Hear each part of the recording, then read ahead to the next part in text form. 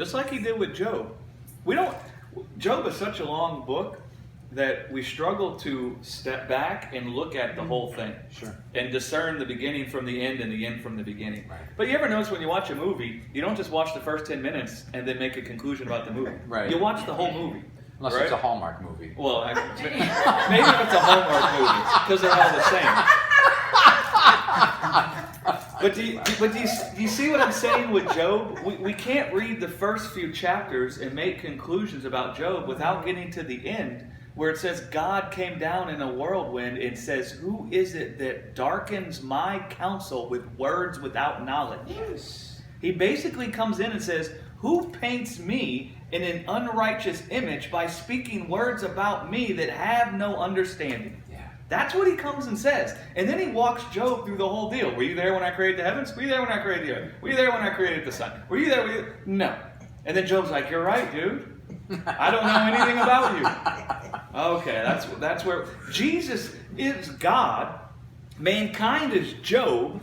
And Jesus comes out in a whirlwind to question all of our answers, yes. right? And you can see it in the Gospel of John. Right after they threw the woman caught in adultery in front of Jesus, Jesus is God. Mm-hmm. The Pharisees thought God would condemn her to death. Right. But Jesus is God. And what does Jesus say there? I don't condemn you. Right. And not only that, look what he does. He removes all the people who were condemning her. So there was someone there accusing the woman. It wasn't God, because God was standing there. Right. He removed all the accusers, and then he said, neither do I condemn you. So right there he questioned our answers. We thought God was the one that condemned people for sin. Yeah. We see that God justifies people. He doesn't condemn them. Then if you go on and read, he goes into chapter 9, right after chapter 8. What's the first verse in chapter 9? They come upon the guy who's blind. And the disciples say, why is this guy blind? Who sinned? Him or his parents? As if God's the one who did this to him because of his sin. Right? Job again. The Lord giveth and the Lord taketh away. That's right. The Lord has done this to this guy. Now who's the one who sinned? Jesus. Listen, the guy was born blind, so how could the guy have sinned? What, was he in the womb like cussing and fussing and stealing and chewing and drinking? I mean, and Jesus says, neither.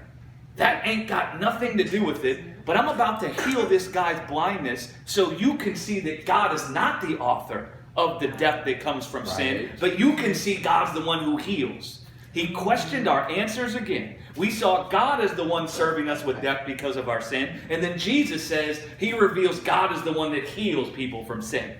That's when he goes into the famous chapter 10. The thief comes to steal, kill, and destroy. But God comes to give life. You've been busy thinking that God was the one doing these things to you. But it's the thief that's been doing it. God is the one that heals you. Wow. Right? All of us have that kind of a dichotomy going on in our hearts. Sure. All of us have this Job kind of a thing. Just be honest. How many of us, when we heard the Lord giveth and the Lord taketh away, the first few times we heard that, yeah, it's true. Oh, yeah. We Absolutely. didn't even think twice about it, did we? No.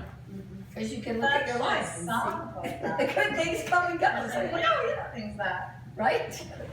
Say that again.